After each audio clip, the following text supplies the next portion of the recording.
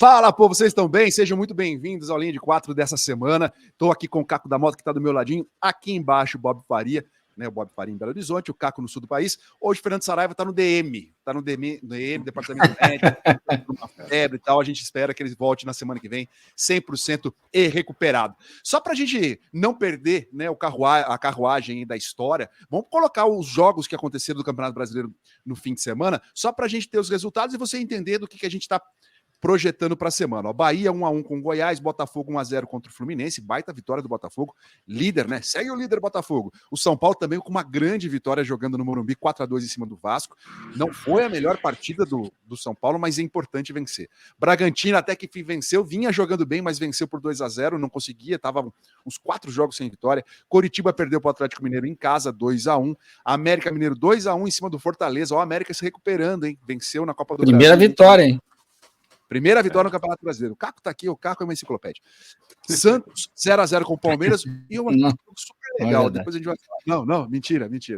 Beleza, vamos botar a classificação, então, pra gente conectar já o Campeonato Brasileiro lá direto. Teve também esses resultados aí do Flamengo e o Corinthians, os grandes jogos do domingo. E o Grenal, 3-1. Grenal. Grenal. Que número que foi o Grenal, Caco? Tu sabe que eu já esqueci, o 450 e alguma coisa. Dessa vez eu não guardei, eu fiquei tão preocupado com o sistema tático, o 352. Viu como eu não sou enciclopédia? É verdade, caiu o mito. O Cruzeiro e Cuiabá fecha a rodada nessa segunda-feira, às 8 horas da noite, jogando em Belo Horizonte. Bom, deixa eu dar boa tarde para a gente começar, né, Caco? Falar do Grenal já para começar, daqui a pouco o Bob dá aquela cornetada no Grenal, que ele viu com certeza, né? Que golaço do Soares, eu começo assim para você, que golaço. Não sei se você acompanhou, na ESPN Latina, teve uma transmissão em espanhol, cara, é fantástico o comentário do comentarista na partida, que ele diz assim, que o Soares chega a 26 gols em clássicos na carreira dele. O cara é pica, né? Ele é o rei dos clássicos, né? Impressionante, ele faz gol em todos os clássicos, e faltava o clássico Grenal, né? Que ele tem jogo pelo Atlético de Madrid contra Barcelona, tem jogo do Barcelona contra o Atlético de Madrid, e contra assim vai Nacional e Peñarol. Impressionante o que tem de gols do Soares. Para mim, ele foi a diferença do jogo. Sério? Não só... Todo mundo falou isso, claro. É uma obviedade que eu estou dizendo. Mas o momento do gol é o gatilho para mudar completamente um jogo que se desenhava, por incrível que pareça, para um Internacional diferente. O Inter estava jogando bem naquele momento, estava encaixado, a escalação com algumas improvisações, Rômulo na lateral direita, enfim. É que o Grêmio veio com 3 zagueiros, surpreendendo o Internacional. O Kahneman fez uma espécie de um zagueiro com um passo à frente, praticamente quase como um volante o Kahneman ficou. Então ele era o cara que dava combatividade. Se defendia como zagueiro e saía para o jogo como volante? Quase que mais um zagueiro na frente. É a posição de volante, mas um zagueiro que pisa um pouco mais à frente, alinhando com os laterais, o Fábio e o Reinaldo. O que acontece com isso? O Grêmio deu muita pressão na bola, meio de campo mais congestionado, e jogou no erro do Inter. E assim que ele fez, o jogo foi, todos os gols do Grêmio foram erros do Inter. O Grêmio toma a bola, retoma, o Tauan Lara, por exemplo, se atrapalha numa, o Johnny se atrapalha na outra, e aí sai o gol, primeiro do Soares. E aí é um golaço, o Soares não pode ficar solto como ficou, mas foi uma roubada de bola interessante do Grêmio. Só que antes, o Johnny, numa tabela do Internacional, o Inter tem dificuldade de fazer os gols, mas ele criou situações interessantes no jogo, ele estava indo bem. Mas aí, é fase, não adianta quando dá tudo errado, qualquer deslize, qualquer problema, qualquer erro, o time melhor e que está melhor, que é o Grêmio, jogava em casa com a força da sua torcida, quando faz o gol, o Inter sente. Mas é incrível, o Inter toma o gol do Vila Sante e ainda assim continua jogando o jogo e criando situações. O placar moral, digamos assim, do primeiro tempo, talvez fosse, mas o Inter não merece isso, porque ele não acerta o gol. Ele está mal na frente. Seria ter terminado 2-1 para o Grêmio, digamos. Poderia ter sido no mínimo 2-1, para o jogo ficar mais equilibrado.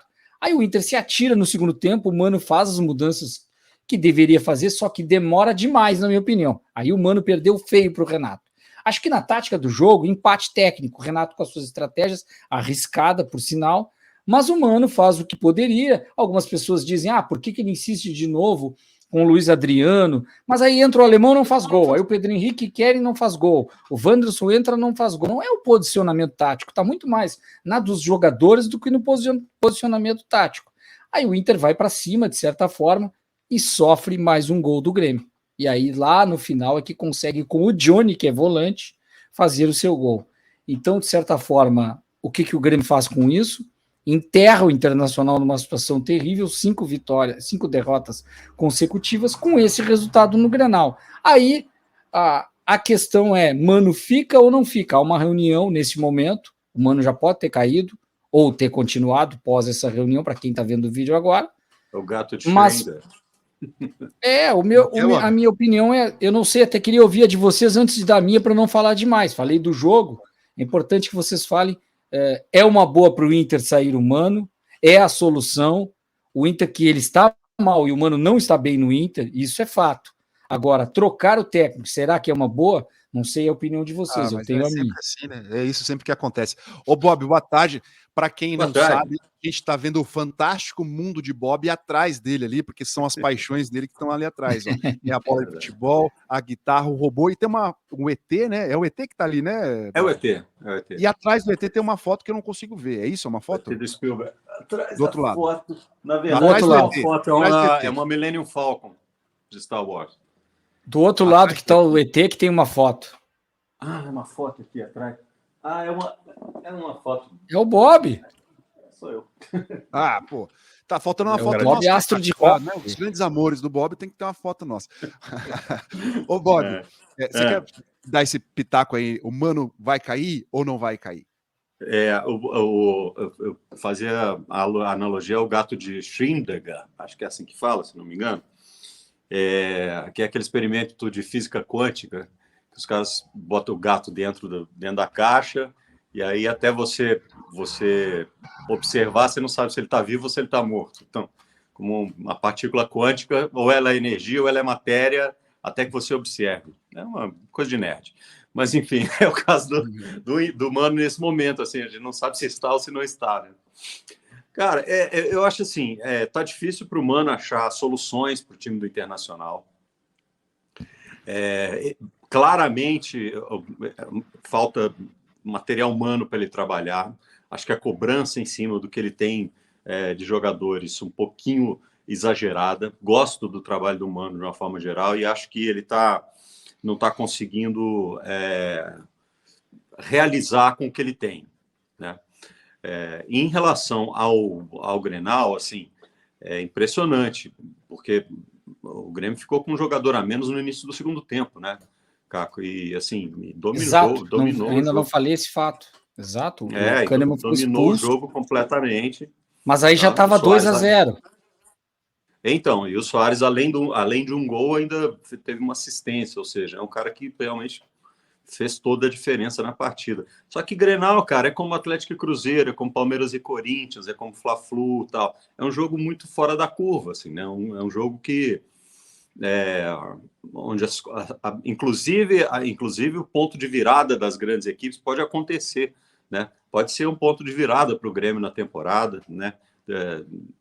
O Renato já chegou a falar que se não contratar não tem como disputar nada e tal, aí depois mudou um pouquinho o discurso, aí depois arruma uma vitória e tal, não sei o que, e de repente uma vitória no Grenal, no Brasileirão, já coloca o time numa outra vibração, né? Bom, Caco, a cultura brasileira é que o técnico cai, ainda mais como que o Bob falou ali, né? Clássico tem peso 2, né? Ou 4 para o técnico, né? Numa derrota, numa sequência de derrota, é muito difícil que o Mano caia. Já vejo corintianos em polvorosa aqui, falando assim: não, vai vir o Mano. Cara, imagina a roubada que vai ser para o Mano. Sai do Inter que não tem material humano e vem para o Corinthians que tem material humano escassíssimo também. Né? Viria. Né? Mas já estão derrubando o Pô, fechou? Não deu certo. Não, ele já quer transformar o Luxemburgo em diretor já. Porque é uma saída para não tirar ele de certa forma. É complicada essa situação do futebol brasileiro, mas o que eu vejo no Inter, por isso que eu sou contra a saída do Mano Menezes, não que ele não tenha que ser chamado ou criticado pelo que ele está fazendo, ele não está num bom momento humano mesmo. Ele não está conseguindo achar o time, como o Bob falou. Algumas decisões que ele tem tomado, e me parece que ele está um pouco isolado também.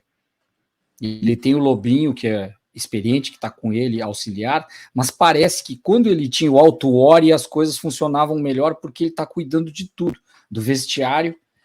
E aí há também alguma questão com o executivo de futebol, o William Thomas, que teve uma situação constrangedora ontem na entrevista coletiva, no domingo, né?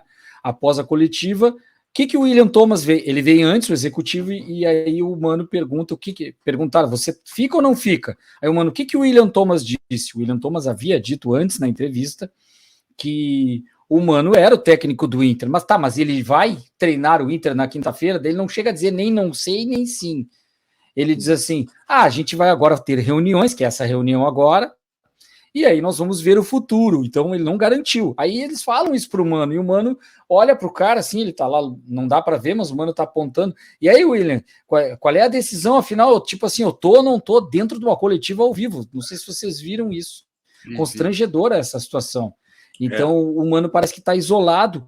Mas esse fato me deu a entender que parece que o presidente, aí eu tenho informação que o presidente não quer que o Mano saia, ele gostaria que o Mano continuasse, pensando no que eu penso, a escassez no mercado, é difícil acertar um técnico, o Inter pode se complicar no Campeonato Brasileiro, tem um jogo quinta-feira contra o Metropolitanos na Venezuela pela Libertadores, e aí tu troca o técnico até esse cara se adaptar, e se dá errado ele perde para o Metropolitanos, o cara já chega questionado, se for um interino, é complicado, se for o Mano perder de novo, mas é o trabalho que está sendo feito, infelizmente é isso, tem que ter convicção. E aí eu vejo que é uma situação muito complicada que o Internacional está vivendo. É essa mas questão aí. Eu, por mim, não trocaria o técnico. Trocaria lá adiante se cair para a segunda divisão. Para mim, a prioridade do Inter agora é o seguinte: te estabiliza no Campeonato Brasileiro e o que vier no resto é lucro. Libertadores e Copa do Brasil, para mim, é sobra. Eu tenho falado nisso. É queda de patamar. Quem cair agora para a segunda divisão pode ficar que nem o Cruzeiro, 2 ou 3 anos depois para subir. Eu quero ver subir. Sem dinheiro, sem SAF, sem organização, que é o caso do Inter. É verdade. Ô, Bob, vamos falar do América e do Atlético. O Cruzeiro vai jogar ainda, né? Mas o Cruzeiro entra no G4, é o lugar que ele tem que estar mesmo, né? É dali para cima. É um time para estar ali brigando dali para cima. E o América, evidentemente que falta muito, né? Tem 4 pontos só, né, no campeonato. É uma situação delicada. Mas 2 vitórias, né, dá a impressão assim, opa, vamos recuperar nossa confiança que todo mundo imaginava que o América ia ter na temporada. É engraçado que o América nas Copas, assim, tá saindo muito bem, mas eu acho que a grande sacada do América que o Mancini teve, embora tenha sido um pouco tardia, é dizer o seguinte, ó, não dá para jogar as 3 competições, não tem elenco para isso. Então, vai fazer o quê? Vai colocar um time reserva lá na Copa do Brasil, fez isso, colocou um time reserva na Copa do Brasil, ganhou o jogo, e priorizar os jogos do Campeonato Brasileiro. Então, acho que aí pode ser a grande sacada e a arrancada do América, que, assim, não tem um time tão ruim assim a ponto de ficar na lanterna até a 6ª rodada, entendeu? Até a 7ª, né? Subiu na 7ª. É o vice-lanterna nesse momento. Que, aliás, é uma expressão estranhíssima, né? Vice-lanterna. É uma coisa muito esquisita. Mas, enfim... Não é antepenúltimo? Ele está em 18º, não é?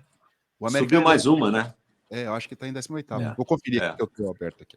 Porque teve... Não, você está certo. É porque teve o complemento da rodada.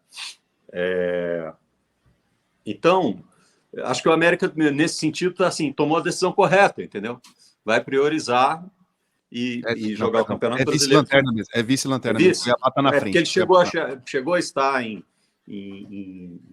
ali em antepenúltimo. Acima... e depois terminou como vice-lanterna nos resultados da rodada. Então, assim, eu acho que o América é isso, cara. O América é um time que está para meio de tabela, na qualidade de meio de tabela, e tem tudo para chegar no meio de tabela. Nesse momento aí está, como o Corinthians, por exemplo, está na zona de rebaixamento e não acho que está no lugar que nem próximo do que ele vai terminar o campeonato, a menos que aconteça uma tragédia muito grande, alguma coisa assim. É um time perdido hoje em dia, mas que dá para brigar, assim, um pouquinho acima da tabela. Não vejo em linha de Libertadores, muito menos em título, né? Com relação ao Atlético, o Atlético deu uma arrancada muito grande. Depois da derrota, assim, patética, assim, pro Botafogo, né?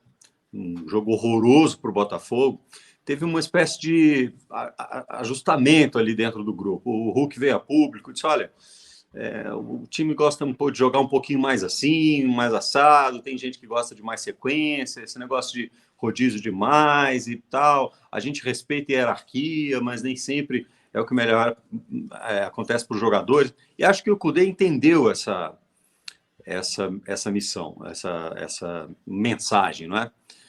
E aí o time foi melhorando, e também os jogadores deram uma ajustadinha para entender o que ele quer, e aí a coisa deu uma melhorada. Em que pese no último jogo, porque tem jogo da Libertadores na terça-feira contra o Atlético Paranaense, o Galo tenha mudado 8 jogadores, tenha colocado 8 reservas, né, e apenas o Everson, o Johan e o Hulk de titulares. E conseguiu vencer com dificuldade, 2-1, mas venceu. Arrumou os pontos que precisava arrumar contra o Curitiba, o que dá uma tranquilidade aí para o Eduardo Kudê, né? E conseguiu preservar jogadores. Assim mesmo, ele até precisou colocar uns titulares no segundo tempo para ganhar o jogo, para ganhar lá no finalzinho.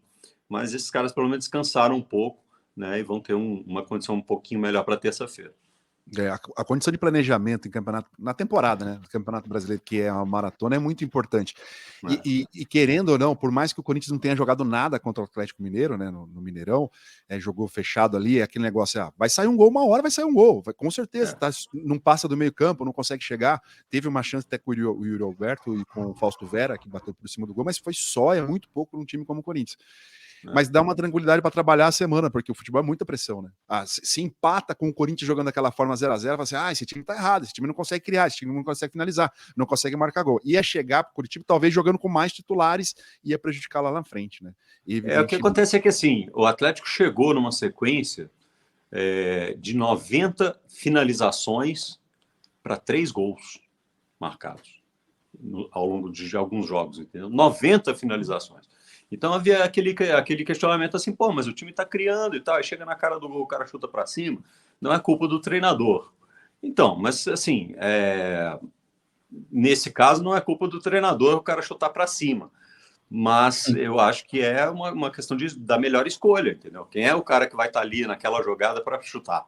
Se é o cara que sabe chutar, não bota o Pavon para jogar, porque o Pavon... o cara tá voando. Então, por que não colocá-lo para jogar? A partir do momento que deu aí uma sequência para ele, ele entrou e entrou muito bem.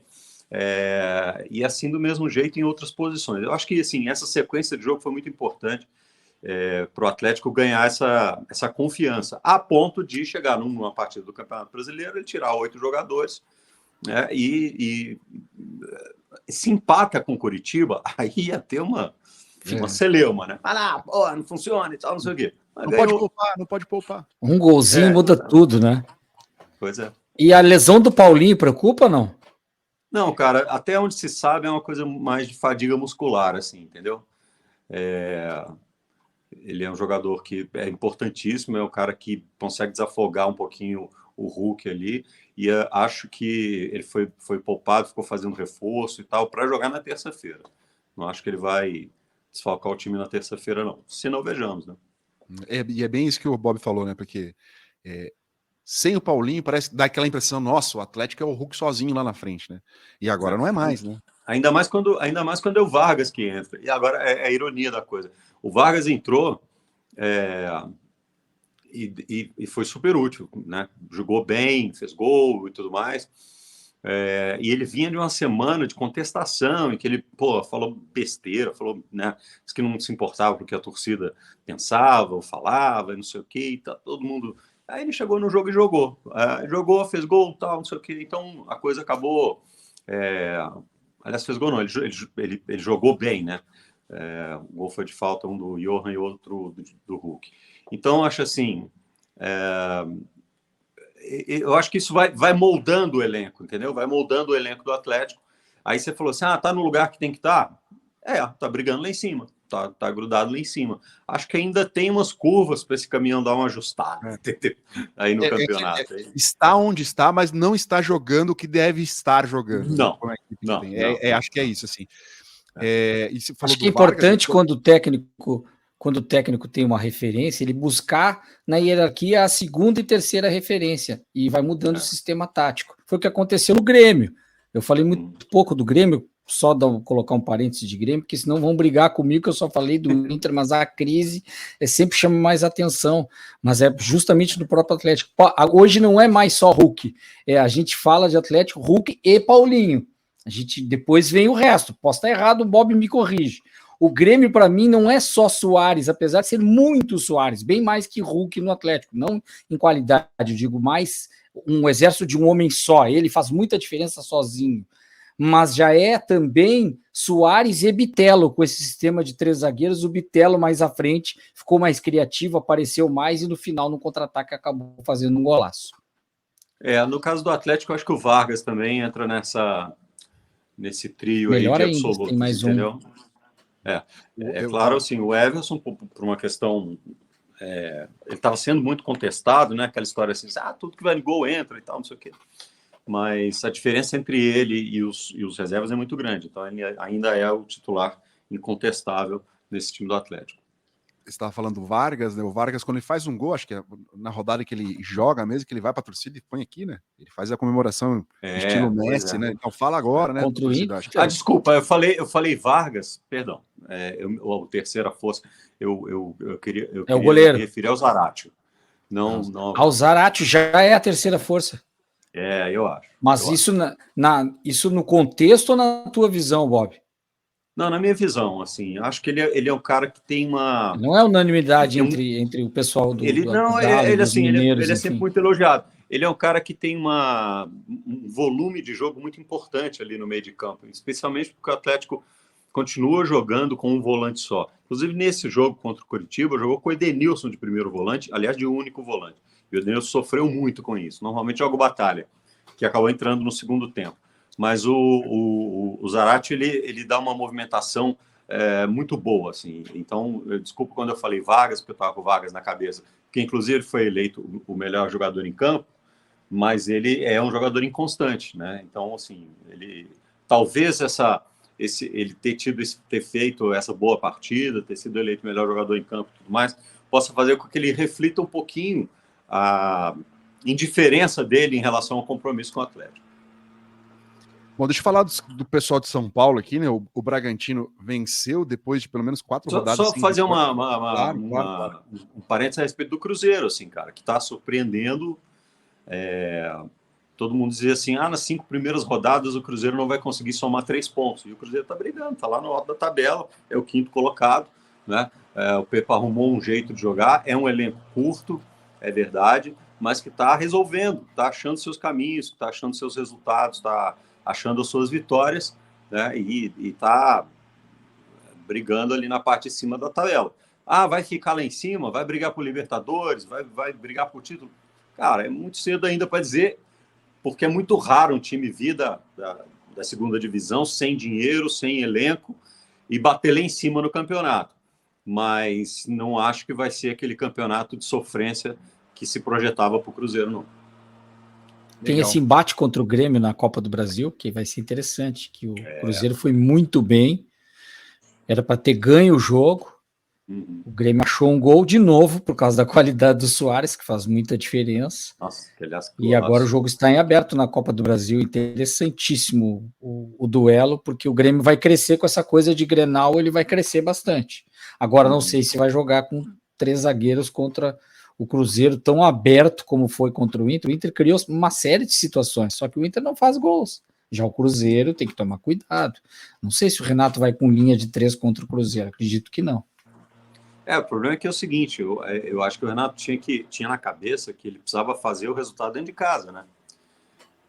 Exato. Porque aí depois vai jogar no Mineirão, 50 mil pessoas e tudo mais, e lá em cima, a moral do time, vai ser punk de bater o Cruzeiro.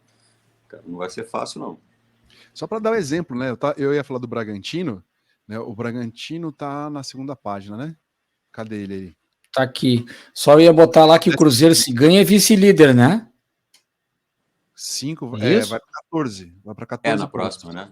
Não, fica aqui em 3. Mas vai pro G4 de novo. Vai 15, vai para 15. Exatamente. Hoje à noite. É 15.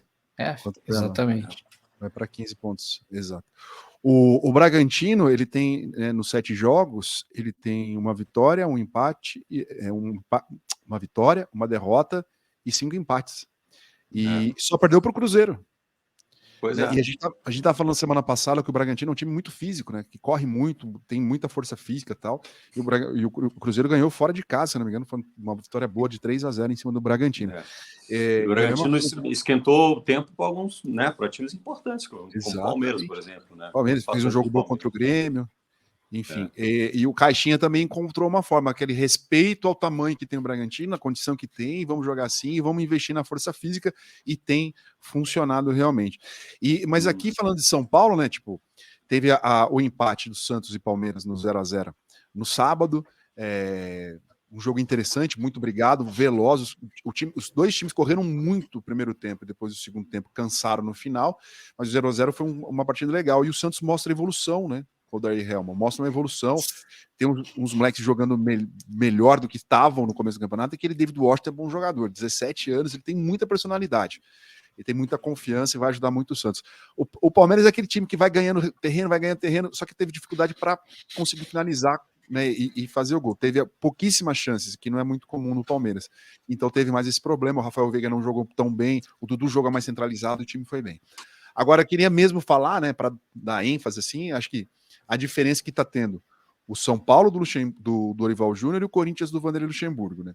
Porque, assim, o time do São Paulo não é um time brilhante de jogadores. Você fala assim, tem uns jogadores que eu nem sabia que jogava futebol, de onde estava esse cara e tal, e vem aqui. Ele consegue organizar o time de uma forma que o time faz boas triangulações, não rifa a bola de jeito nenhum e está conseguindo resultados. Eu só acho que são 9 ou 10 jogos de invencibilidade já tem o São Paulo. E qual é a questão? Não é dizer que o Vanderlei Luxemburgo está desatualizado, longe disso, não quero dizer isso, mas eu quero dizer que ele estava fora do meio. Então acho que ele não conhecia os jogadores que tinha no Corinthians, sabe? Ele chegou no Corinthians e começou a fazer os mesmos testes que outros treinadores já faziam, e já fizeram e que não estavam dando certo. Ele meio que repete a fórmula, assim, meio que deve conversar com alguém, falou, viu aqui, vou fazer isso aqui, e repetir os mesmos erros. Agora, nesse jogo contra o Flamengo, que, né, contra o Atlético ele já mudou, né? Já colocou o Paulinho como volante, mas agora ele colocou um meia, o Adson para jogar de meia. E isso, pelo menos, fez com que o Corinthians só se defendesse, preocupado em contra-atacar. E conseguiu contra-ataques porque tinha um jogador de meio campo para puxar. Não tinha extremos, não tinha jogadores de velocidade, mas fez isso. Então pode ser uma saída. Outra mudança é ele colocar o Bruno Mendes no lugar do Fagner. O Fagner é ótimo jogador nesse momento, né, da carreira dele, de frente, né? De recuperar a bola, com a bola no pé. Na marcação ele tá devendo muito. E eu acho ele muito pequenininho hoje, né? Os jogadores contra o Atlético é bola para o segundo, procurando o segundo pau onde ele tá marcando, entendeu? E isso faz muita diferença. A questão é, o time do São Paulo vai ganhando confiança, vai jogando mais, e o time do Corinthians num desespero só, né? Um desespero só. Vi muita gente falar que foi injusto o resultado contra o Flamengo, tal, que o time jogou bem, merecia outra sorte, ou no mínimo um empate que o gol saiu no finalzinho. Mas, cara, não é sorte, né? Não sei se vocês concordam comigo nisso. Se vocês virem o gol, só falar do gol, só para falar do gol, porque dá a impressão assim, o gol foi sorte do Flamengo. Beleza, o jogador, não foi. O Léo Pereira tinha pedido para sair, só não saiu porque não podia mais sair, não podia mexer porque tinham feito as 3 paradas. Aí ele vai jogar de centroavante, beleza. Mas aí entra o Romero para marcar o Cebolinha. O Romero não fez um jogo boa a temporada inteira. Aí ele tá lá marcando o Cebolinha. Ele deixa o Cebolinha cruzar. Ele cerca a galinha ali com o Cebolinha. O Cebolinha cruza. Aí o Murilo, que é um garoto, é um zagueiro que acha que vai ter um bom futuro, que vive altos e baixos. Vai errar, vai acertar muito, vai errar uma vez. E ele errou. Ele não marcou ninguém. Ele imaginou uma bola que ia na mão do Cássio. Ele foi marcar o Cássio. E daí o Léo Pereira fez o gol sozinho. Então, é o princípio básico de jogada de marcação na área. Você não dá espaço para o atacante correr para pular, né? Exato. Eles chamam de bloqueadores. Ele ganha muito mais impulso, né? E assim, o cara machucado ainda conseguiu correr, ter impulso e chegar para cabecear. Né? E outro detalhe, um time que joga nessa condição tática que o Corinthians está jogando, que é se defender e jogar por uma bola, não pode desperdiçar 3 ou 4 chances como teve. Né? O Yuri Alberto teve 2 chances de fazer gol. Com o goleiro na frente, com o Santos na frente, e não fez. Ele tá numa fase ruim, não tá dando condições técnicas de fazer o gol, e isso não pode acontecer num time que está pensando dessa forma, entendeu? E esse mês de maio é trágico para o Corinthians, né? E para o Luxemburgo também. Será que ele vai continuar na equipe sem conseguir vencer nenhum jogo? Né, sem conseguir fazer. O Corinthians toma gol em todas as partidas. Fica muito mais difícil correr atrás de um resultado.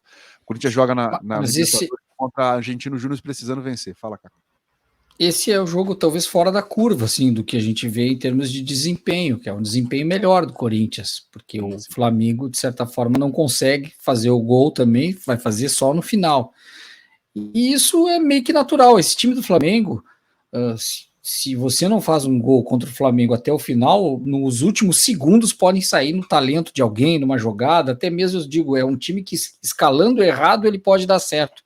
Tamanho, número de jogadores e variação de qualidade que tem no elenco de titulares e reservas. Agora, a longo prazo, se tu faz usar a expressão até que o Mano usou, esculhambação, que os gaúchos usam muito, essa coisa está esculhambado, está desarrumado, uma equipe, a longo prazo ele vai se atrapalhar, ele vai perder uma vez para o Inter, estou falando mais do Flamengo, mas para justificar o Corinthians, que parece que ficou um pouco mais equilibrado. Agora, quando tu faz um sistema mais reativo, se tu não faz o gol, tu tá sempre também, somado a isso que eu falei do Flamengo, sujeito a sofrer o gol a qualquer momento. Então não é injusto o resultado. Ai, que injustiça, Corinthians jogou mais e teve momentos... Até porque não está conseguindo ser efetivo quando tem a situação. Aí vem o emocional também. O que precisa é virar essa chave. No caso do Luxemburgo, se a gente for comparar com o Mano, Caco, tu defende a permanência do Mano e acha que o Luxemburgo pode sair. Não é que eu acho que possa sair. Também não concordo. Não é uma boa uma saída do Luxemburgo agora. Tem que ter convicção. Trouxe ele agora, vai com ele para fazer o trabalho. Ele é bom técnico. Tem que encontrar um caminho para isso. Mas o problema é que o repertório humano, pelo menos, tem um repertório do ano passado, tem um histórico no Inter recente. Isso que você falou, Ale, ele não chegou de paraquedas agora. É nesse ano que está dando errado alguma coisa que dá para ajustar. Agora o Luxemburgo não encaixa. E se o Corinthians troca de novo de técnico, ele começa a fazer aquela questão que a gente fala que é a cartilha do rebaixado. Começa a trocar técnico, bota interino, volta interino, não vem interino. Aí o Luxemburgo aí começa a inventar coisa. O Luxemburgo vira coordenador para ser coordenador do próximo técnico que vier. Aí cai esse técnico, daqui a pouco lá na frente o Luxemburgo volta a ser técnico. Aí fica vai e vem e não se acha. Fizeram aquela pataquada com o Lázaro, aí traz o cara, aí não cai, não sei o quê. Enfim, eu acho que essa diretoria do Corinthians é uma das piores de todos os tempos. Os caras não têm convicção nenhuma do que estão fazendo. E acho que, com relação ao Vanderlei, é o seguinte: pode dizer assim, ele estava afastado, talvez ele não conhecesse, está fazendo os mesmos testes. Ok, ele estava fora do mercado. Talvez não estivesse acompanhando tão de perto, mas um cara com a experiência, com a capacidade do Vanderlei, ele pega as coisas muito rápido, cara. Entendeu? Só que, assim, vai pegar dentro de uma competição. Então, o que o Corinthians precisa fazer é definir qual é a faixa de competitividade dele para esse ano, entendeu? Não enganar o torcedor, falar, não, o Corinthians quer brigar pelo título da Libertadores e para o Mundial, porque não vai. Não vai. Entendeu? Define a faixa de competitividade para esse ano, arruma a casa, deixa o cara fazer, e aí para o ano que vem é uma outra história. Nós estamos falando disso em maio, né? Maio, né? Estamos em maio. Então, eu acho isso, trocar agora, né? Dar mais 2 passos para trás, ou 3. E aí, cada vez que você dá 2 passos para trás, ou 3, quem está na sua frente dá um passo, e aí a distância vai aumentando muito grande. Você está dando passo para trás até cair no abismo. Exatamente. Então, assim, deixa o cara fazer, tenha confiança. Já apostou em tanta gente? Para de apostar, então. E define, meio de tabela é o Corinthians esse ano, é sul-americano, beleza? E vai nessa. Só que ninguém faz, né? Todo time fala, não, a gente vai ganhar, a gente vai campeão, a gente vai claro, recuperar. mas só um tem que ganha, ponto ainda, matematicamente. Só para a questão do Flamengo, né, teve mais dificuldades, até porque o Bruno Mendes jogou de zagueiro, aumentou o número de zagueiros dentro da área do Corinthians, ele fazia muitas vezes a função de terceiro zagueiro, saía pouco e tal, e dava mais um apoio ali pelo lado direito. Jogou sem Arrascaeta e jogou sem Everton Ribeiro, né? Então, assim, Faz Qualquer diferença. time sentia falta, faz diferença. Como o Corinthians sente falta do Renato Augusto, imagina o Flamengo sem o Arrascaeta e sem o Everton Ribeiro, que é o cara imediato ali para fazer a função. Vamos falar de Libertadores, então, para a gente já nos encaminharmos para essa bela competição que acontece no meio da semana sim, semana não, né? Tem acontecido assim. Daqui a pouco ela vai dar uma parada depois de terminar a primeira fase. A gente esse jogo vai ser legal, hein? 7 horas da noite, na terça-feira, também chamado como terça-feira amanhã, que a gente está aqui na segunda-feira gravando, 23 de maio. Atlético Mineiro e Atlético Paranaense. Alianza Lima e Liberdade, que está corrigido ali, porque tem o tradutor do programa e corrigiu para a Liberdade, mas é o Libertad do Paraguai. Entrou Aí na junto sequência... aí de gaiato. Era só os brasileiros, mas entrou esse aí. De gaiato Adoro essa música. Cerro Porteño e Palmeiras na quarta-feira, Argentino Júnior e Corinthians também na quarta, e Noblense e Flamengo também na quarta, 7 horas da noite Palmeiras, 9h30 da noite Flamengo e Corinthians. O Strongest recebe o Fluminense na quinta-feira, Metropolitanos recebe o Internacional também na quinta-feira. Fala aí, faltou Caco. aí é o Cerro Porteño e Palmeiras, né? Tem aí? Acho aí que o tem. Cerro Passou, Porteño no dia do Palmeiras. jogo do Corinthians, na quarta-feira, 9h30 da noite. Tá ali? Ah, não, então tá certo. Eu achei que tava faltando algum. É que eu sou amigo do cara das artes. Eu gosto muito dele, E aí, Caco, fala do que vai jogar Liberta. Gente boa. Eu vou começar lá pelo fim, pelo Internacional, né? Pela quinta-feira ali, Metropolitanos. Vou falar um pouco, depois os outros a gente pode falar junto, por essa situação de ter ou não ter técnico para esse jogo. Olha o risco aqui, cai mais a ficha olhando. Um jogo na Venezuela, o Inter teve muita dificuldade para ganhar na ida no Beira-Rio, e agora tem um jogo de volta. Com o empate que teve com o Nacional dentro de casa, ele corre risco de cair na Libertadores se ele tiver um empate ou até uma derrota para uma equipe da Venezuela. Para quem vem de 5 derrotas consecutivas e do tamanho que é o Internacional, claro que isso não significa nada, mas é muito difícil que se mantenha essa sequência. Ao natural, ele pode, até porque é um adversário muito frágil, buscar o resultado. Agora, a questão emocional e de quem vai ser o técnico, se será ainda o Mano Menezes, para mim, melhor se for o Mano, porque ele pode ajustar o time, e ele colocou isso no pacote, até para dar respaldo para o que ele falou logo depois do jogo contra o América. Quando ele perdeu para o América por 2-0, com 2 pênaltis no final, um jogo muito ruim do Inter da Copa do Brasil, que praticamente encaminhou a eliminação, não quer dizer que esteja eliminado, mas ele encaminhou uma eliminação e o América a classificação, porque o jogo foi em Minas. O Mano falou que a gente tem que se recuperar num curto prazo. Todo mundo entendeu que seria só o Grenal. E ontem, na coletiva, ele falou, não, tem também o jogo contra o Metropolitano. Após isso, a impressão que dá que o desfecho dele, ele está entendendo até como importante a continuidade dele para terminar ali que seja o trabalho, então. Mas sair antes é risco. Antes do Grenal seria risco e antes desse jogo também é risco.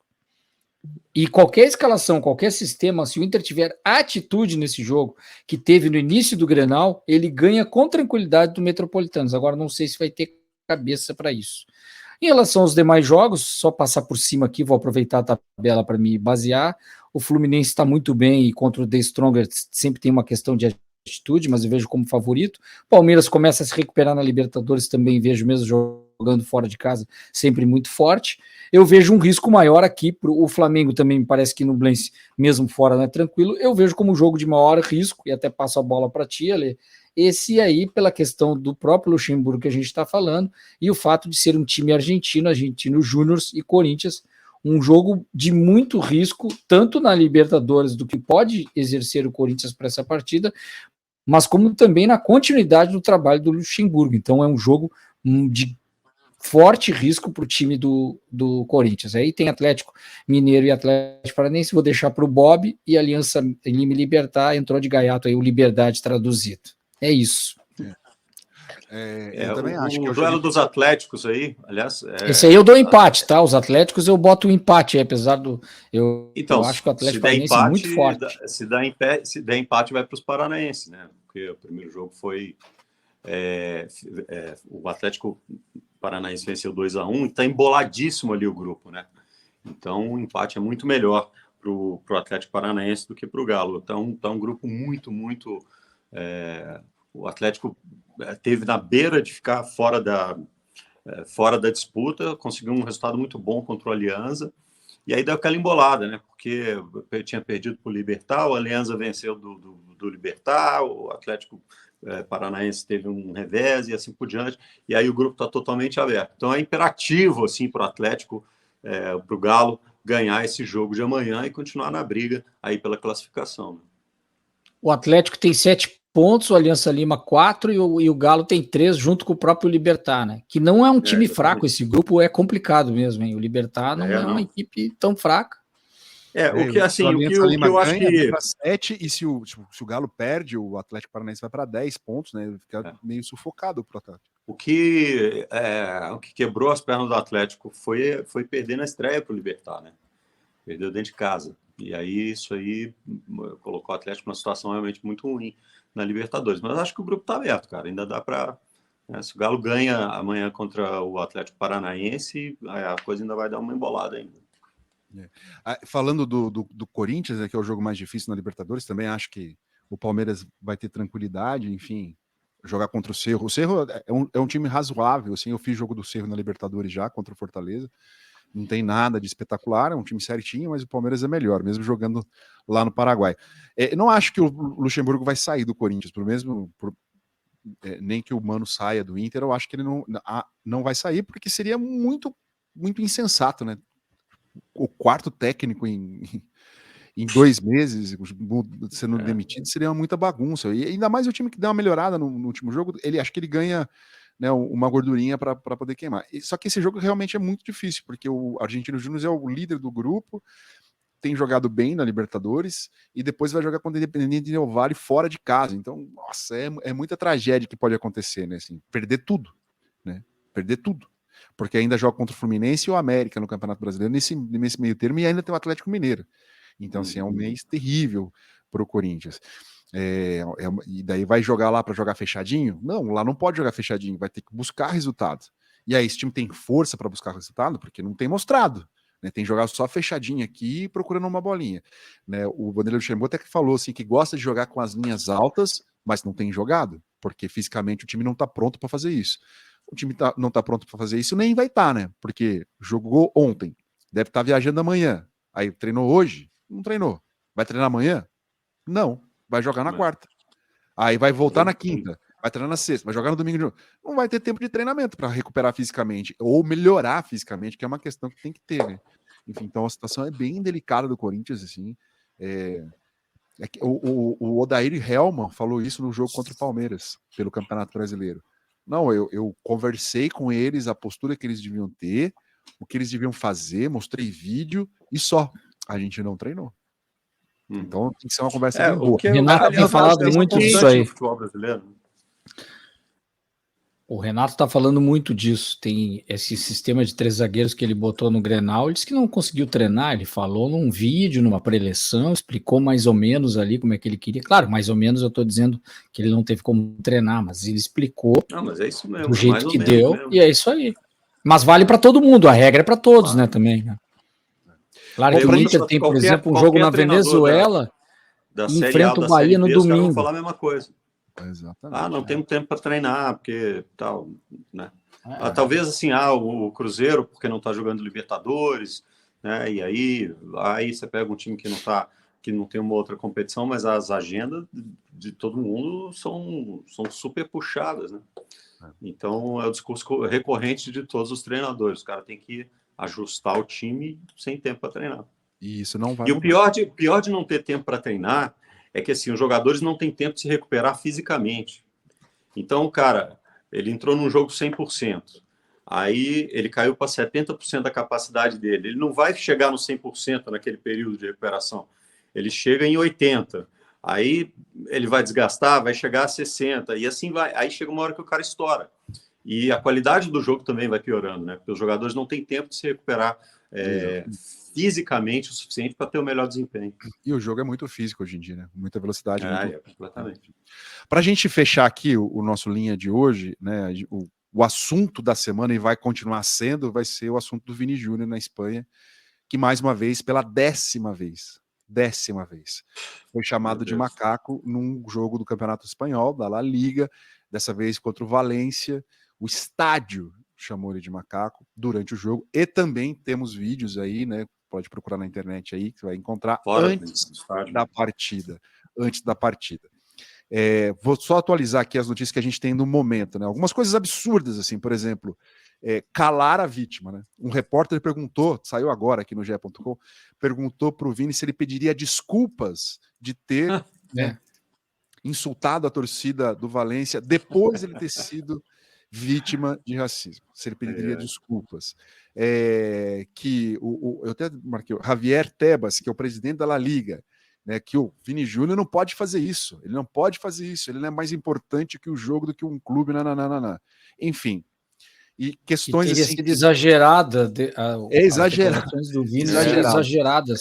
Eu queria que vocês falassem isso. O Vini respondeu, se é exagero combater o racismo, não, então isso é exagero, alguma coisa nesse sentido, ele falou com toda a razão. Não, são uns cretinos, né? São uns cretinos, eu acho que a palavra, a mínima palavra. Que palavra boa, Bob, gostei. No século XXI, uma coisa desse tipo. Agora, me causa mais nojo a direção das competições não tomar providências, entendeu?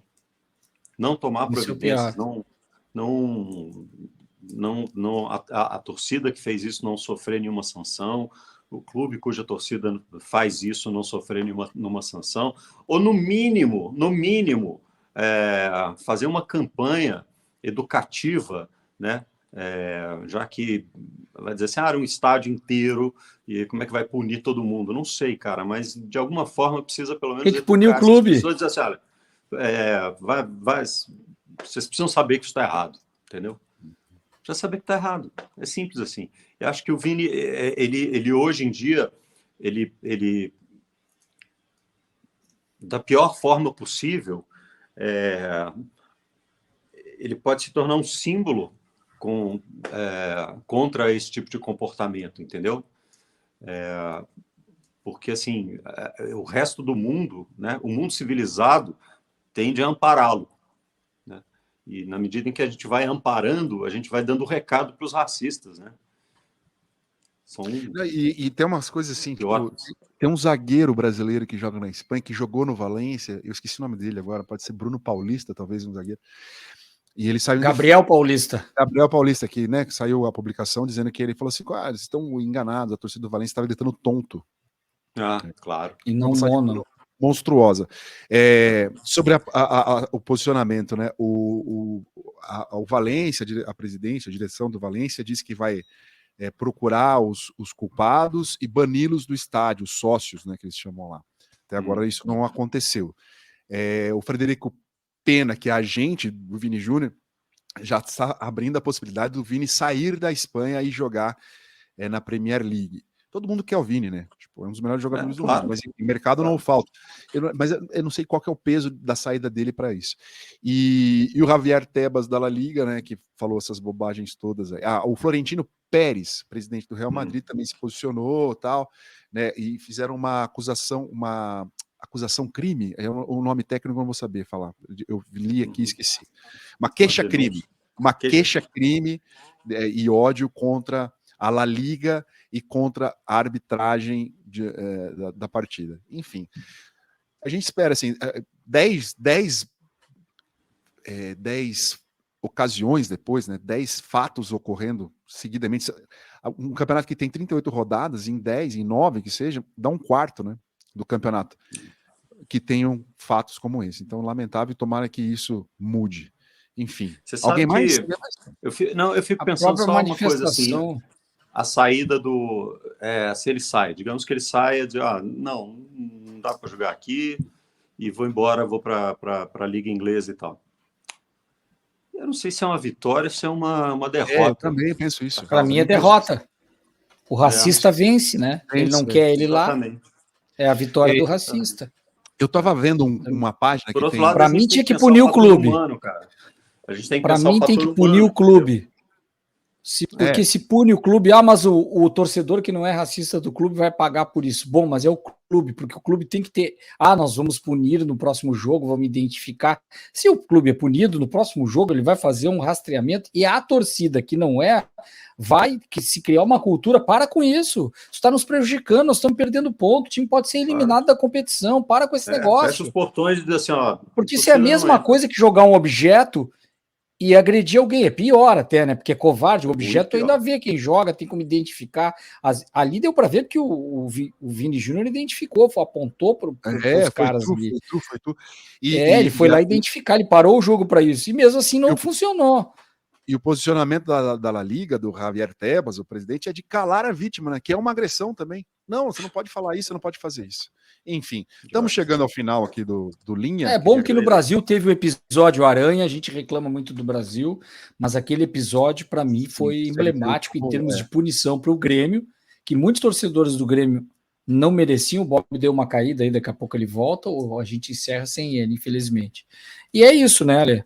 Importante a gente se manifestar contra qualquer tipo de manifestação dessa num campeonato europeu, na Espanha, uma vergonha. Eu já olho para o futebol espanhol com outros olhos, assim, já tem um certo olha desprezo. Os olhos, né? Eu já não. Exatamente. Um país legal, cara, não quero ir lá, sabe? Não quero ir lá. Enfim, Caco, obrigado então. A gente volta na semana que vem. O Bob, obrigado. Recuperação para o Saraiva. Você que acompanhou a gente até aqui, se inscreve no canal, aciona o sininho para receber as notificações de vídeos novos chegando para você. Copia esse link, compartilha com a galera, com os amigos, com os seus grupos de WhatsApp para a gente chegar, fazer o Linha ser ainda maior, chegar em todo mundo, certo? Abraço, Caco. Até a próxima. Tchau, tchau. Abraço, até a próxima. Valeu.